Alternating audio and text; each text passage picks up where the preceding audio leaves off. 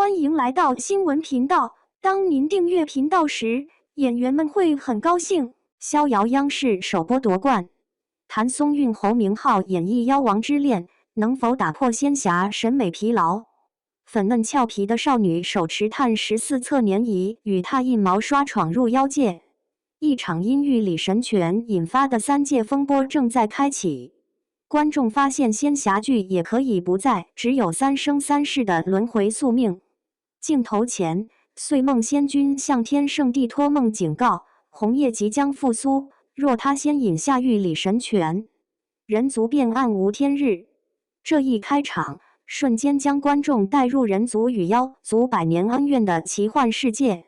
12月27日，由谭松韵、侯明昊主演的仙侠剧《逍遥》在央视8套及网络平台同步首播，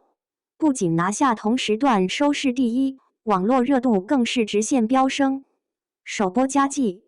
逍遥》播出首日表现堪称亮眼，在央视8套午间档播出，轻松拿下同时段收视率第一的宝座。尽管是午间档期，且是央视少有播出的仙侠类型，这个成绩仍然令人瞩目。线上平台表现同样不俗，爱奇艺等主流视频网站热度迅速破8000，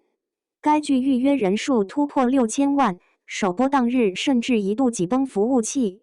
这样的关注度在年末剧集市场中尤为突出。制作实力，逍遥背后是一支实力雄厚的创作团队。导演徐纪周曾执导2023年爆款刑侦剧《狂飙》，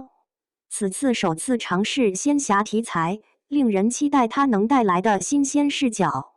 赵丽颖除了客串饰演反派岁梦仙君，还首次担任剧集监制，深度参与剧本创作和选角工作。制作方请来了《流浪地球2》的特效团队操刀视觉效果。首播集中，万妖谷的呈现，小妖怪的细节设计都展现出精良制作水准，有观众评价特效每一帧都能当壁纸。角色塑造，谭松韵在剧中一人分饰2角，前世是肩负人族使命，手刃妖王的人族公主宁安，今生则是古灵精怪、爱财如命的半妖少女逍遥。这种反差极大的角色设定，让观众看到了她在仙侠剧中的全新突破。侯明昊饰演的万妖之王红叶，有着银发赤瞳的造型，与100年前曾遭背叛的经历形成强烈反差。这一冷峻中带着破碎感的角色，不同于传统仙侠剧中单一的霸道形象，更添几分人性复杂度。剧中配角同样亮点频出，汪铎饰演的秉烛作为飞羽未斩妖使，有着因妹妹被妖害死的悲剧过往，角色动机合理且情感丰富。花妖大力和猪妖啰啰等小妖则用可爱的形象打破了观众对妖族的刻板印象。题材突破，在人设上逍遥做出了一系列反套路尝试。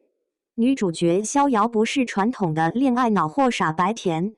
而是个能搞事业、破悬案的闯妖界考公型女主。剧中逍遥进入万妖谷后，不仅靠着自己的智慧生存，更用现代考古学的碳14侧粘仪、拓印毛刷等工具破解妖界谜题。这一设定令人耳目一新。在情感关系上，该剧摒弃了非黑即白的简单对立，人族、灵族、妖族三方围绕玉李神拳的博弈充满人性灰度的现实思考。反派角色如赵丽颖饰演的岁梦仙君，也有着曾守护苍生却遭背叛而黑化的完整前史。与同类型剧的对比，与三生三世十里桃花等经典仙侠剧相比，逍遥打破了三生三世的惯用套路，故事线索更加紧凑，更注重当下人物关系的递进与世界观建构。对比同期或近年来的仙侠剧《沉香如屑》，曾因剧情没有新意、套路式的情节和千篇一律的角色设定被观众批评。而限于虽尝试了咸鱼流的反套路仙侠轻喜剧路线，但在改编和人设上仍面临争议。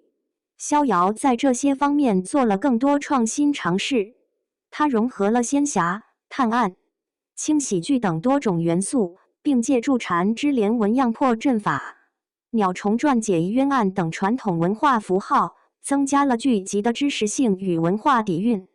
在情感表达上，该剧避免了冗长的虐恋铺垫，红叶与逍遥的情感进展自然流畅。从因妖族红线被迫绑定，到他在闹他在笑的日常相处，再到共同面对危机，情感升温节奏恰到好处。潜在争议：尽管逍遥开播后收获了不少好评，但也有观众指出剧中部分设定与其他作品有相似之处。例如，逍遥血液有一香能吸引妖怪的设定与花千骨类似，红叶给逍遥吊坠随叫随到的情节与鬼怪有异曲同工之处。不过，更多观众认为这些常见设定在仙侠剧中难以完全避免。关键在于如何运用这些设定服务于独特的故事和人物。逍遥在这些设定基础上，构建了自己的世界观和角色关系网络。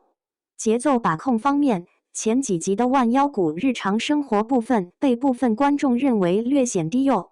但随着剧情推进到人族少女失踪等单元案件，剧集节奏明显加快，悬疑感和紧张感也随之提升。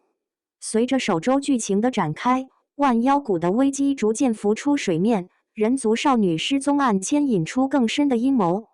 红叶口是心非的保护与逍遥勇敢坚定的选择，正在编织一幅跨越种族界限的情感画卷。在妖界与人族的边界线上，一场关于信任与背叛、守护与成长的博弈才刚刚拉开序幕。那把富有秉烛妹妹弹而魂魄的噬妖刀，不仅串联起人族与妖族百年恩怨，更可能成为解开所有谜团的关键。银发赤瞳的妖王与手执考古工具的少女，已经为观众打开了一扇通往新奇仙侠世界的大门。逍遥首周播出只是开端，妖界危机浮现，百年恩怨将续，红叶与逍遥的选择渐趋明晰，信任与背叛，守护与成长，过往与未来正在交织成新的情感图卷。银发赤瞳的妖王与手握考古工具的少女，不仅开启了一段跨越种族的爱情，也为仙侠剧打开了去宿命化、去流水线化的可能性。它能否真正刷新仙侠审美，走出一条新路？答案不在开播声浪，而在接下来每一集的落点。如果逍遥能在情感、叙事与文化表达上持续发力，它或许真的能让仙侠再次逍遥。